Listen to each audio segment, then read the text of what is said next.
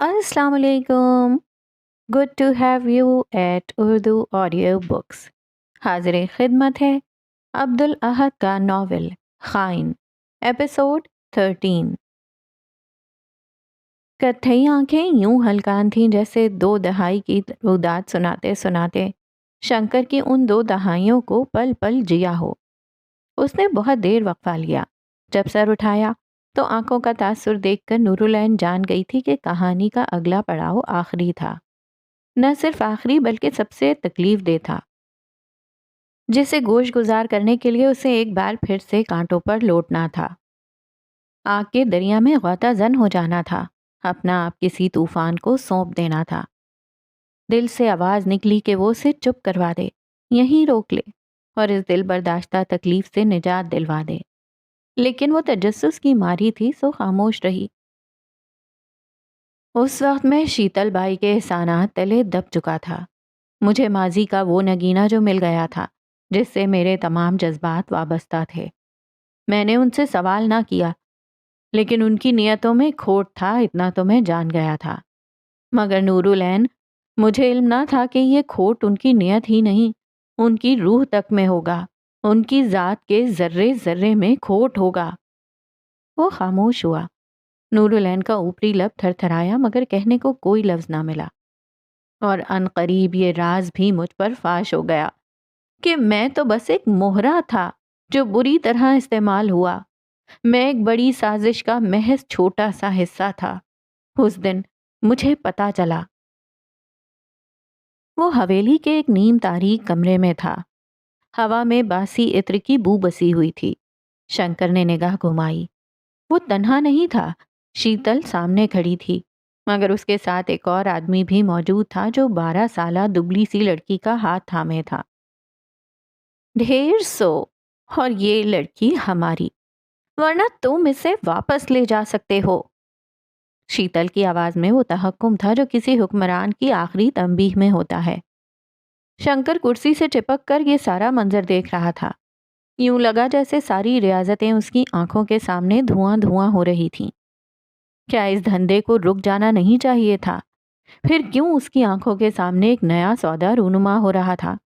उसने सवालात को फिल वक्त लगाम दी।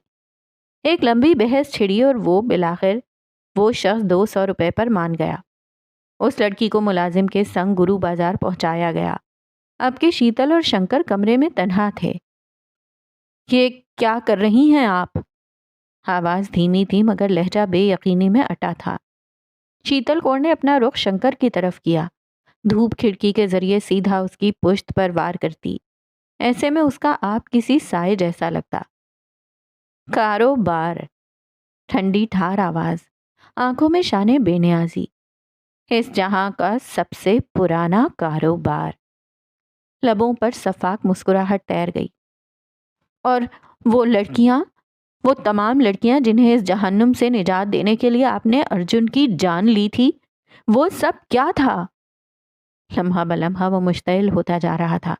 मुट्ठियां भिंच गई थीं, पेशानी की रगें भड़क रही थीं। वो लड़कियां, उसने पलकें मीची और गर्दन दाएं बाएं हिलाई। वो लड़कियां तो तुम्हें अपना रखवाला मानती हैं, तुम्हारे एहतराम में, तुम्हारे कदमों में सजदा रेज हो जाने को तैयार हैं। तुमने उन सब के दुश्मन अर्जुन का कत्ल जो किया है। सुरमई आंखों में महजूज कुन तासुर जगमगाया। फिर मुझे सुनहरे ख्वाब क्यों कर दिखाए? बिल आखिर खड़ा हुआ। आवाज पस्त लेकिन लहजा अंगारे बरसा रहा था। क्यों उम्मीद दिलाई कि ये सब खत्म हो जाएगा? क्यों झूठ बांधा कि इस कत्ल के बाद आप गुरु बाजार की तकदीर बदल डालेंगी? वो हाथ बांध कर कदम ब कदम उससे करीब तर होता चला गया। कौन से झूठ बांधे? कौन से सुनहरे ख्वाब दिखाए? वो तब कर बोली, अतराफ में नजरें घुमाई। क्या ये ऐशो आराम भरी जिंदगी किसी सुनहरे ख्वाब से कम है जो मेरे सामने जबान चला रहे हो? ओह, उसने लब दाईं तरफ उठाया। तो ये जद्दोजहद सिर्फ इस जायदाद के लिए थी, इस विरासत के लिए थी जो किस्मत ने आपकी झोली में रख दी। ये ख्वाब आपका जरूर हो सकता है, मगर मेरा नहीं था। आपने गलत बयानी की, आपने झूठ कहे, آپ نے میری آنکھوں میں دھول جھونکی۔ آواز بلند ہوتی جا رہی تھی۔ ہاں تو میں نے دھول جھونکی اور تم خاموشی سے دھول کھاتے گئے۔ میں نے جھوٹ کہے اور تم نے آنکھ بند کیے ان پر یقین کر لیا۔ قصور میرا ہوا یا تمہارا؟ اس نے بھی آواز بلند کی اور سینہ تان کر کہا، کیا بات کرتی ہیں آپ؟ آپ خود کو ایک دفعہ سن تو لیں۔ مجھے گھن آ رہی ہے آپ کی باتوں سے۔ وہ اسے حقارت سے تکتے ہوئے کہہ اٹھا، اوہ، تم گھن کھاؤ گے مجھ سے؟ اس نے لپک کر شنکر کا گریبان تھاما اور اسے جھنجھوڑ دیا۔ آنکھیں سرخی مائل ہو چکی تھیں۔ اوقات کیا ہے تمہاری؟ تمہیں یاد دلاؤں کہ تم کیا تھے اور کیا بن گئے ہو، وہ بھی صرف میرے بلبوتے۔ میری منصوبہ بندی نے تمہیں فرش سے اٹھا کر عرش پر بٹھایا ہے۔ شنکر کی نگاہیں جھکیں۔ اپنا آپ اس 14 سالہ شنکر جیسا لگا جسے اس رات شیتل نے سب کے سامنے چوڑیاں پہنا کر رسوا کیا تھا۔ سالوں بعد بھی آج اسے احساس ہو رہا تھا کہ وہ عورت کبھی بدلی ہی نہ تھی۔ تم جب میری کوکھ میں تھے تب میں حمل ضائع کرنا چاہتی تھی۔ تم تو شاید وجود بھی نہ رکھتے اگر میں تمہیں اپنی کوکھ میں پالنے کا جتن نہ کرتی۔ اور آج تم عروج دیکھ رہے ہو۔ وہ خواب جو میں نے سالوں سے بنے تھے آج اپنی تعبیر سے ہمکنار ہو رہے ہیں اور تم مجھے روکنا چاہتے ہو۔ اس نے چبا چبا کر کہتے ہوئے گریبان چھوڑا۔ شنکر لڑکھڑا کر 2 قدم پیچھے کھسکا۔ لیکن یہ سب غلط ہے ماں، اور میں اس سب میں حصہ نہیں لے سکتا۔ یوں ہی اس کے لبوں سے وہ لفظ نکلا۔ شیتل کی آنکھوں میں فولادی کاٹ ابھری۔ پہلی بات، تمہیں انکار کا کوئی حق نہیں۔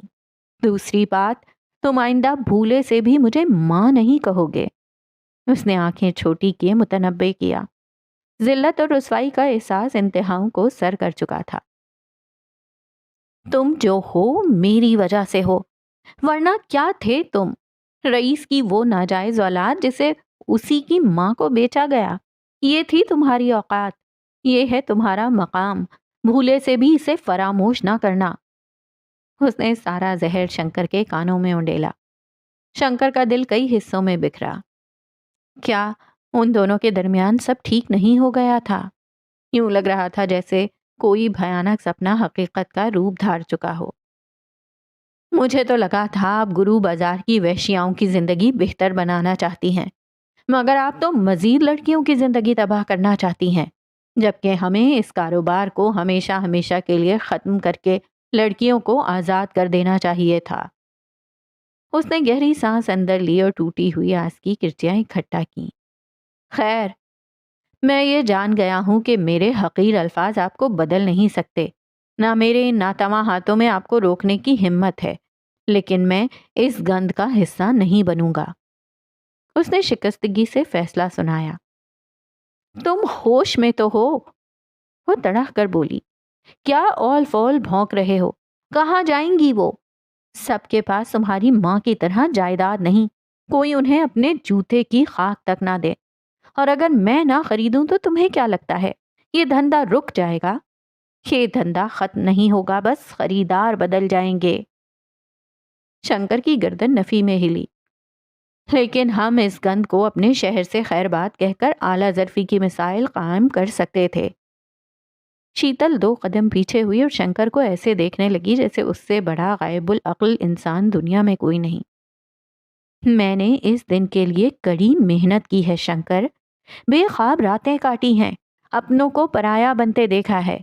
میں نے یہ مسافت ان گنت دشواریوں کے بعد طے کی ہے، میں اسے جانے نہیں دوں گی۔ محنت؟ وہ اچنبھے سے کہتا ہوا 2 قدم آگے بڑھا۔ کیسی محنت؟ کون سی محنت؟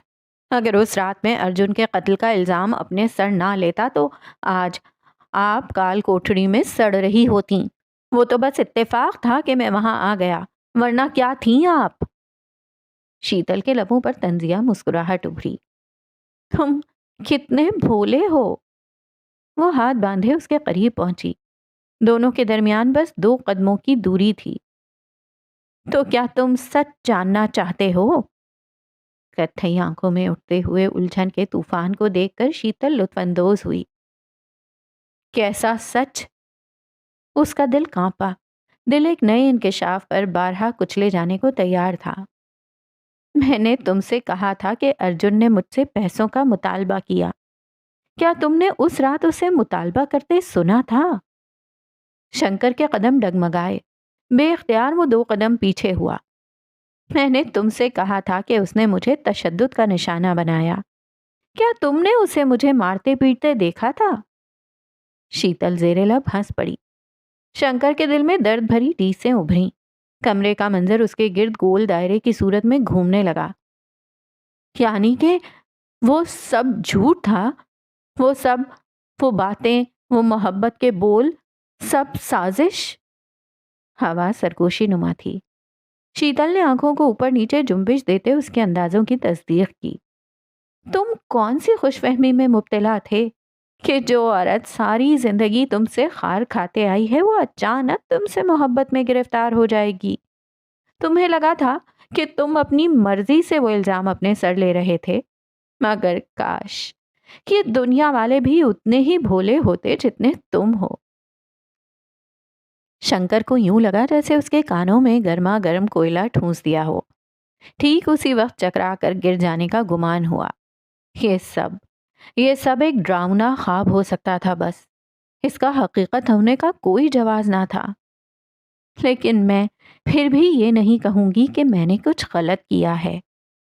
اس نے ہاتھ باندھے اور گردن تن کر کہا، میں نے ایک لمبے عرصے تمہاری پرورش کی، تمہیں مضبوط اور طاقتور بنایا، تمہیں سماج میں اپنا نام بنانا سکھایا، یہاں تک کہ سماج کا مخصوص حصہ تم سے خوف کھانے لگا، کیونکہ میں جان گئی تھی کہ تم ہی میرے عروج کا ذریعہ بنو گے۔ شنکر کے قدم مزید پیچھے بڑھے۔ سر پر لگاتار ہتھوڑے برس رہے تھے۔ تو میری ساری زندگی ایک سازش کی نظر ہوئی؟ شیتل نے اسے دیکھتے ہوئے بڑی ڈھٹائی سے گردن اس بات میں ہلائی۔ میں نے تمہارا بھلا ہی کیا ہے۔ یہ حویلی تمہاری رہائش گاہ ہے، تمہاری خدمت کو درجنوں ملازم ہیں، کھانے کو بہترین طعام ہے۔ میں نے حویلی کی چابیاں تمہیں سونپیں کیونکہ اس سب پر تمہارا بھی حق ہے شنکر، میرا طریقہ جو بھی ہو، لیکن میں نے کچھ غلط نہیں کیا۔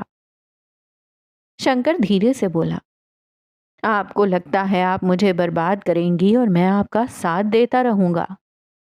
اس نے اپنا چہرہ شیتل کے چہرے کے قریب کیا اور چبا چبا کر کہتے ہوئے بات جاری کی، میں جا رہا ہوں۔ اس نے نامحسوس انداز میں پیر پٹکتے ہوئے دروازے کا رخ کیا۔ تم کہیں نہیں جا رہے۔ شیتل کی آواز برف جیسی سرد تھی۔ وہ پرتعش نگاہیں لیے مڑا۔ اور آپ مجھے کیسے روکیں گی؟ روح سلگاتا ہوا غصہ آنکھوں میں جھلکا۔ شیتل کور کو یہ منظر انتہائی مسرور کن محسوس ہوا۔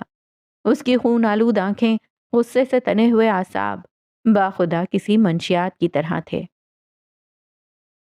مجھے نہیں لگتا کہ تم دوبارہ سلاخوں کے پیچھے جانا چاہو گے۔ پیشانی صاف ہوئی، مٹھیاں کھل گئیں، سانس لینا دوبھر ہوا۔ اس کا سر چکرایا اور قدم ڈگمگائے۔ تمہارے کیس کی دستاویزات، جس میں سارے بیانات ہیں، میرے پاس محفوظ ہے اور ہمیشہ رہیں گی۔ تم جس شہر میں بھی جاؤ یہ جرم تمہارا پیچھا نہیں چھوڑے گا۔ مسکراہٹ میں دھمکی کا عنصر گھلا۔ شنکر بے یقینی سے اسے دیکھتا رہ گیا۔ میں یہ کیس کسی بھی وقت دوبارہ کھلوا سکتی ہوں، اور تم جانتے ہو میں واقعتاً ایسا کر سکتی ہوں۔ اس لیے تم اچھے تابع دار بیٹے کی طرح اپنی ماں کا حکم مانو۔ تم میرا حکم مانتے ہوئے بھگوان قسم بہت اچھے لگتے ہو۔ شنکر کا آپ یوں منتشر ہوا جیسے اسے کسی بلند و بالا چوٹی سے دھکا دے دیا گیا ہو۔ آپ ایسا کیسے کر سکتی ہیں؟ شیتل پھر ہنس دی۔ تم جذباتی قسم کے مردوں کی بھی بدترین قسم ہو۔ تم آج تک مجھے سمجھ ہی نہ سکے۔ میں نے تو تمہارے ساتھ صرف بھلائی کی ہے۔ ذرا سوچو، یہ لوگ تم سے پہلے سے زیادہ ڈرتے ہیں کیونکہ ایک قتل کے باوجود تم سر اٹھا کر دندنا رہے ہو۔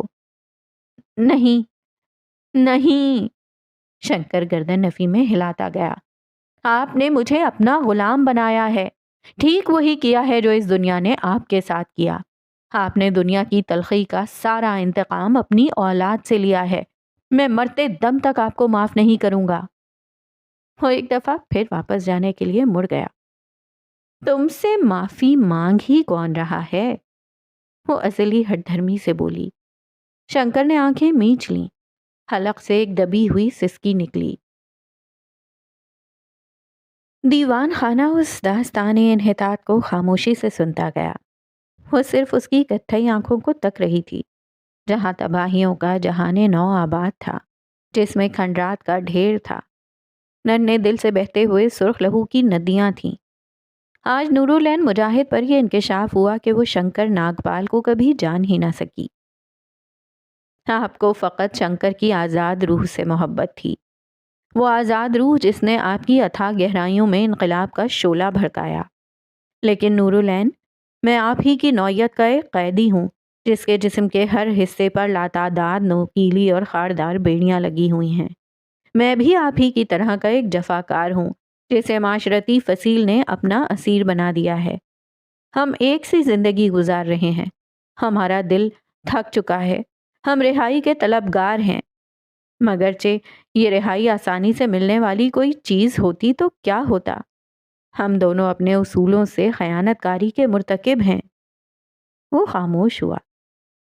نورالعین کا بالائی لب تھر تھرایا، مگر گویائی جیسے ناتمام مدت کے لیے سلب ہو گئی تھی۔ آئیے نورالعین، میرا ساتھ دیجیے، ہم دونوں مل کر ان زنجیروں کو مسخ کرتے ہیں۔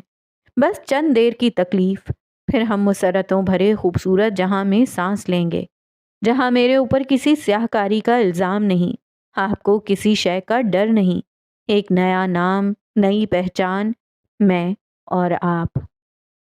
وہ اسے پرامید نگاہوں سے دیکھتا گیا۔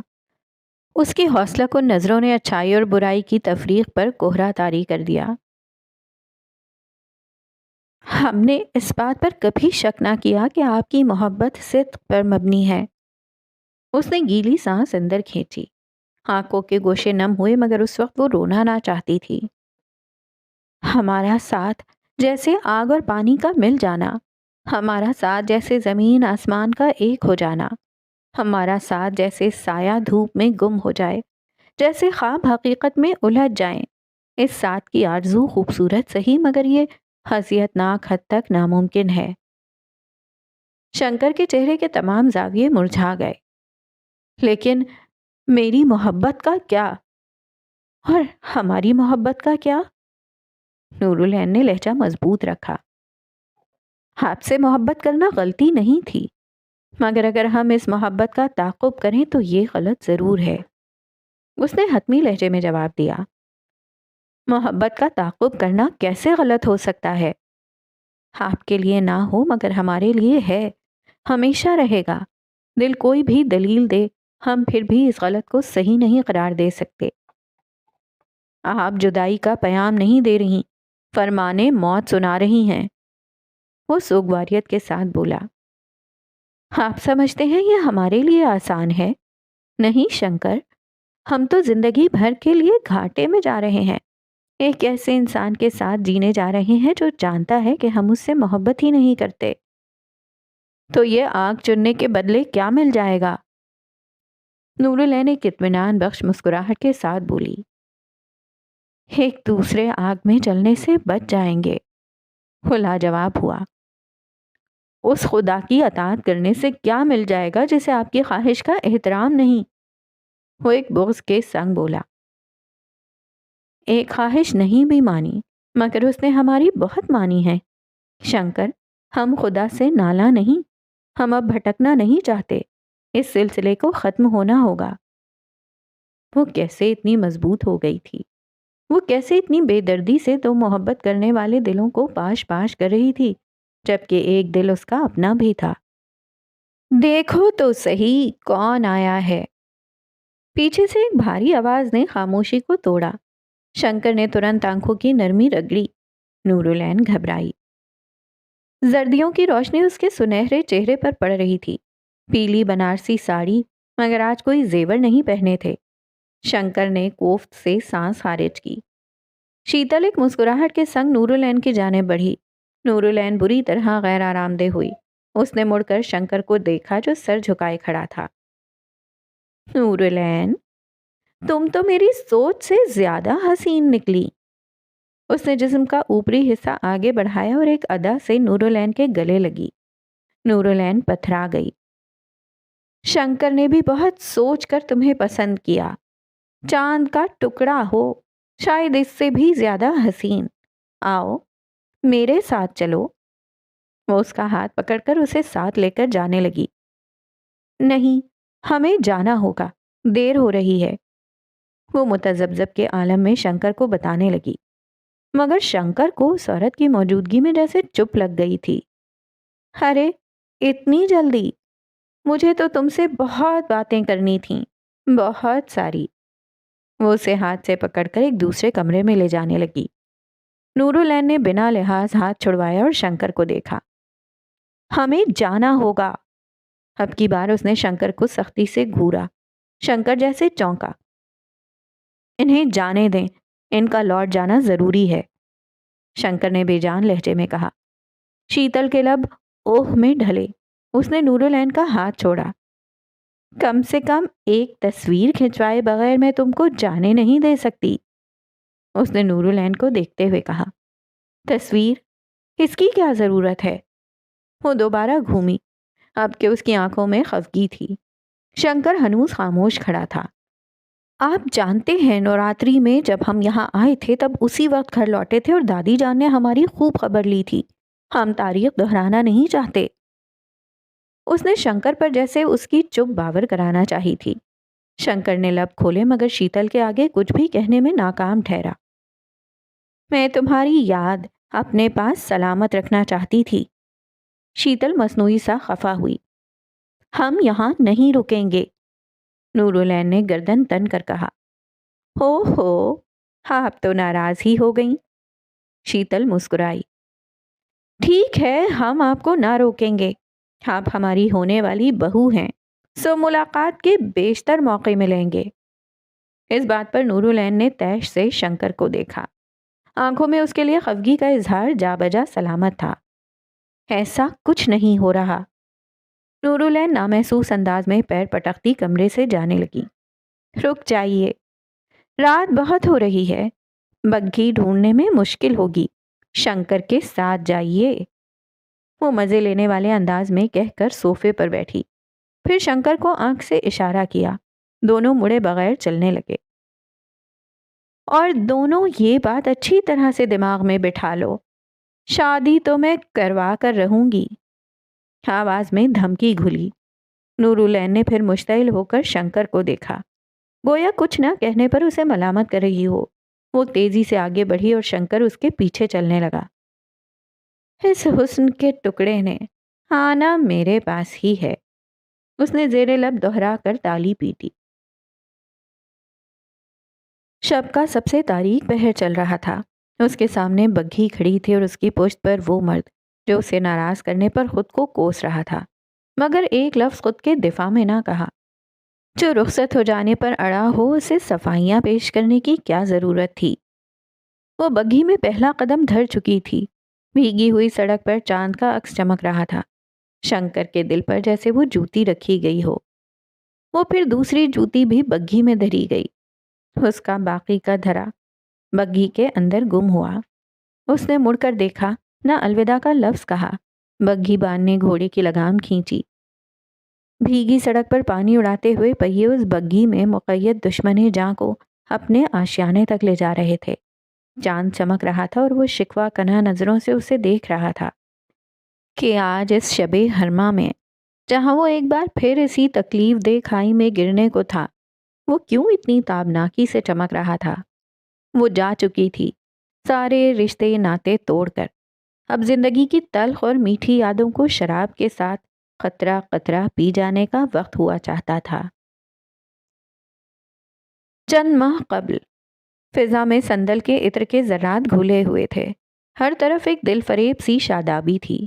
دیے کی روشنی نے کمرے کو منور کیا تھا۔ وہ آئینے میں اپنا خوبصورت عکس تک رہی تھی۔ لبوں پر مسکراہٹ تھی، گالوں پر قدرتی سرخی اور آنکھوں پر گہرا سیاہ کاجل۔ ایک بارگی دروازہ واہ ہوا۔ نورالعین کا دم ایک لمحے کے لیے نکلا۔ وہاں یاسمین کو پا کر اس کی جان میں جان آئی، ہٹکی سانسیں بحال ہوئیں۔ یاسمین تیار شدہ نوری کو دیکھ کر دم بخود رہ گئی۔ ہاپا حلق سے نکل سکا تو بس اتنا۔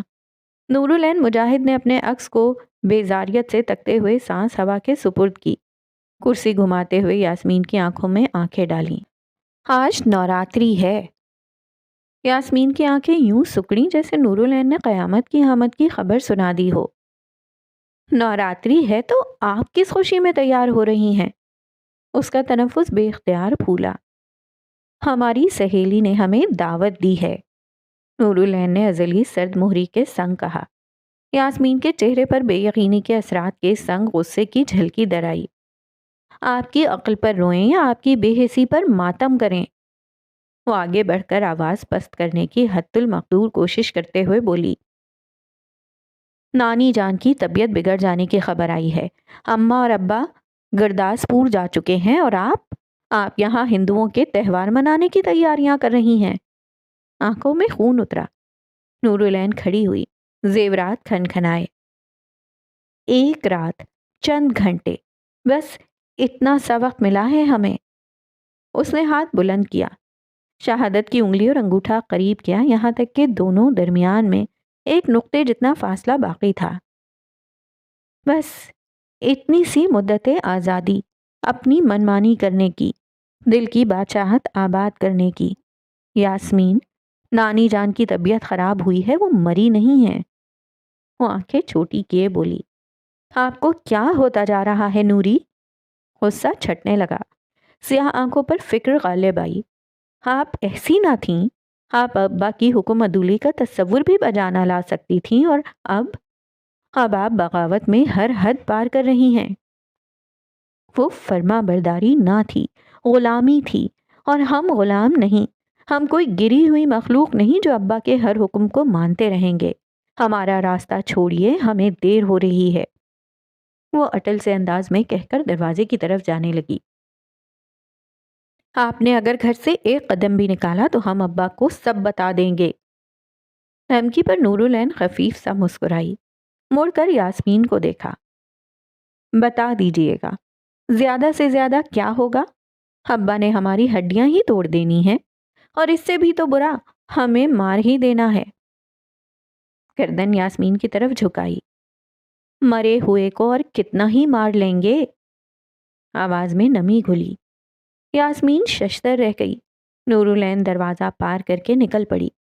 یاسمین آنکھوں میں سوالات کی بہتات سمائے اپنی بہن کو خود سے دور جاتے ہوئے دیکھنے لگی۔ اسے احساس ہو رہا تھا، یہ فاصلہ زمین کی طوالت کا محتاج نہ تھا، یہ روحوں کے مابین نافذ ہو چکا تھا۔ وہ سامنے ہوتی تب بھی اس دوری کو مٹانا آسان نہ تھا۔ نوراتری، نورالعین مجاہد کی آنکھ سے گویا آسمان کی جھولی سے رنگ برنگے آبشار یکبارگی پھوٹ پڑے ہوں۔ حویلی کے طول و عرض نے باہیں پھیلا کر اس رعنائی کو اپنے اندر سمیٹ لیا تھا۔ چوڑیوں کی چھنچھناہٹ کانوں میں رس گھولتی اور لڑکیوں کے شوق قہقہے سدا بہار رت کی آمد کا اعلان کرتے۔ شب کے اس پہر حویلی ایسے ذو فگن نظارے پیش کر رہی تھی کہ دن کے بازار بھی اس حسن لازوال کے سامنے ماند پڑ جائیں۔ نورالعین کی آنکھیں خیرہ تھیں، دل دھڑکنوں کی زیادتی کا شکار، قدم آہستگی سے بڑھ رہے تھے، ہر سمت اجنبی چہرے تھے، مگر سب پر ایک سی تابانی، جیسے تہوار کی رنگینی نے ہر صورت نکھار دی ہو۔ رنگ برنگی لہلہاتی گھاگرا چولیاں، جھمکتے ہوئے گجرے، اور مرد حضرات کے انوکھے حلیے۔ کسی نے رنگین کرتا اور ڈھیلی ڈھالی شلوار پہن رکھی تھی، بعض کے سروں پر صافہ تھا اور کچھ کی پیشانی پر شعلہ فگن سرخ تلک۔ ان سب کے درمیان اس کے دل سے ایک سرگوشی نما آواز ابھری، یہ جگہ، یہ لوگ، ان کے درمیان اس خاکستری کا کیا کام؟ وہ رنگوں سے آشنا آنکھوں والے افراد تھے، اور وہ بے رنگ زندگی کی ایک قیدی، جیسے نورنگی دیوار پر ایک داغ ہو جس کی ضرورت تھی نہ حسرت۔ میں آپ ہی کا منتظر تھا۔ دھیمی گھمبیر آواز نے نورالعین کو بیدار کیا۔ اس نے آواز کے تعاقب میں قریب آتے ہوئے اس آدمی کو دیکھا، سیاہ کرتا جس پر رنگین واسکٹ پہنی ہوئی تھی، گھنگریالے بالوں کو آزاد چھوڑا ہوا تھا، پیشانی پر تلک سجی تھی۔ اسے اپنے حلیے پر پہلے سے زیادہ افسوس ہوا۔ خاکی رنگ کا معمولی سا کرتا، بناؤ سنگھار کے نام پر صرف کاجل۔ آس پاس لڑکیوں کی تیاریوں کا سرسری جائزہ لے کر اسے اپنا آپ ہتک آمیز لگا۔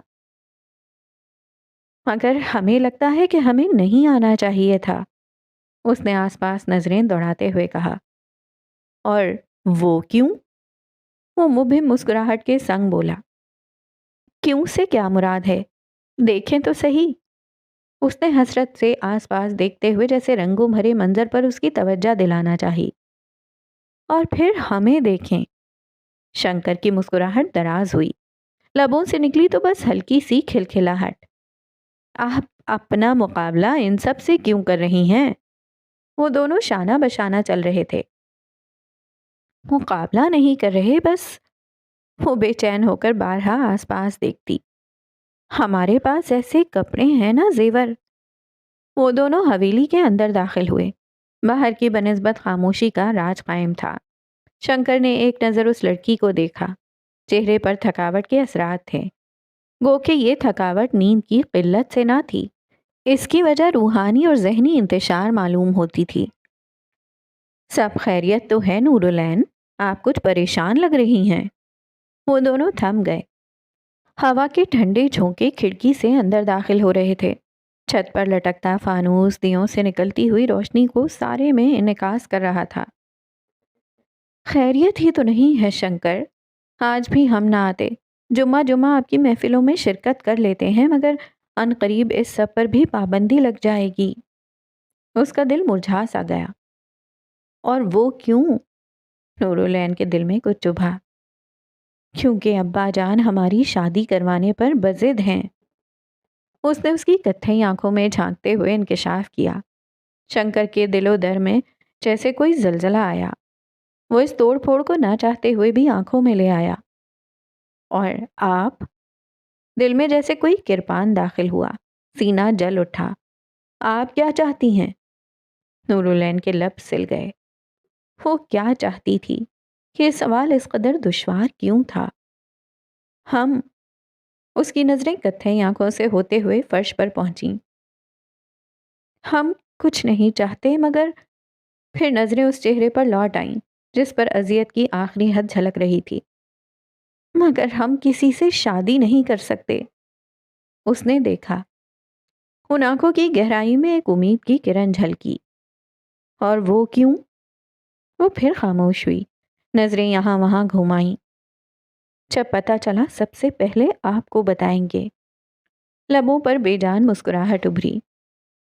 دادی جان ہمارے ساتھ ہیں، وگرنہ احتجاج کرنا اور ابا کے حکم سے انکار کرنا ہمارے بس کی بات نہیں۔ شنکر نے نظریں جھکائیں اور گہری سانس اندر لی۔ اب کے چہرہ اٹھایا تو وہاں مسکراہٹ تھی، آنکھیں اذیت کی ہر جھلک سے پاک تھیں۔ مجھے آپ کو کچھ دکھانا ہے۔ وہ سر جھٹک کر بس اتنا سا کہہ کر آگے بڑھ گیا۔ وہ اس کے پیچھے چلنے لگی۔ وہ دونوں حویلی کے کمرے میں پہنچے۔ دو ملازمائیں اندر پہلے سے موجود تھیں اور ان کے آتے ہی گردن جھکائے کھڑی ہو گئیں۔ نرم و ملائم بستر پر نارنجی رنگ کی گھاگرا چولی پھیلی ہوئی تھی۔ نور العین ششدر رہ گئی۔ یہ آپ کے لیے۔ وہ اطلاع دے کر اس کے چہرے کے زاویے بغور دیکھنے لگا۔ پہلے حیرت ہوئی اور پھر مسکان لبوں پر تیر گئی۔ کیسے سوچ لیا آپ نے کہ آپ کا یہ وفادار دوست آپ کی کشمکش کا حل پہلے ہی سے نہ بوجھ لے گا؟ وہ ہاتھ باندھ کر بولا۔ نور العین تشکر آمیز مسکراہٹ کے سنگ اسے دیکھتی گئی۔ یہ بہت حسین ہے۔ میں اس بات کو تب تک تسلیم نہ کروں گا جب تک آپ اسے پہنیں گی نہیں۔ وہ ہاتھ ڈھیلے چھوڑتے ہوئے پیچھے کھسکا۔ مجھے کچھ دیر کے لیے اجازت دیں، میں پوجا کر کے لوٹوں گا۔ تب تک آروہی اور ترشا آپ کو تیار ہونے میں مدد دیں گی۔ وہ سر کو خم دے کر کمرے سے رخصت ہو گیا۔ اس کے جاتے ہی ایک خیال اس کے دل میں ابھرا، کاش وہ تھوڑی دیر اور رک جاتا۔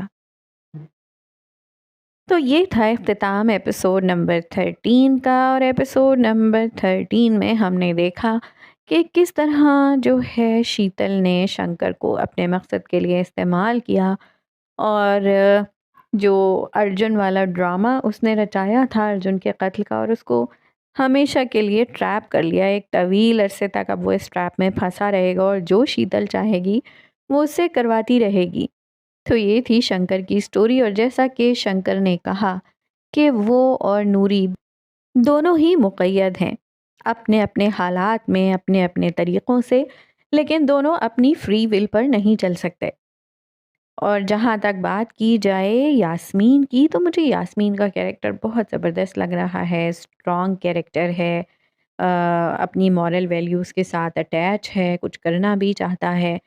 تو اب دیکھنا یہ ہے کہ نوری اور یاسمین میں سے کون سا کیریکٹر کتنا ایوالو ہوتا ہے سٹوری میں آگے جا کے، اور کون کچھ کرنے میں کامیاب ہوتا ہے۔ اور جہاں تک یہ نوراتری کا فنکشن اٹینڈ کرنے والی کہانی ہے، تو دیکھیں اس کہانی میں آگے کیا ہوتا ہے۔ نوراتری کا فنکشن اٹینڈ کرنے کے بعد جب نوری گھر جاتی ہے تو کیا ہوتا ہے، کیونکہ اس سٹوری میں اس بات کا حوالہ دیا گیا تھا پیچھے جب وہ شنکر کو بتا رہی تھی کہ نوراتری والے دن دادی سے ڈانٹ پڑی تھی، تو ابا اور اماں تو گئے ہوئے ہیں، اب دادی اس کو پکڑ لیتی ہیں۔ کیسے پتا چلتا ہے کہ یہ نوراتری کا فنکشن اٹینڈ کرنے گئی تھی اور شنکر کے ساتھ تھی، یہ بھی بات پتا چلتی ہے، یا صرف نوراتری کا فنکشن ہی اٹینڈ کرنے پہ کوئی مسئلہ کھڑا ہوتا ہے۔ تو اس سب چیزوں کو جاننے کے لیے ہم ملتے ہیں نیکسٹ ایپیسوڈ میں۔ اللہ حافظ۔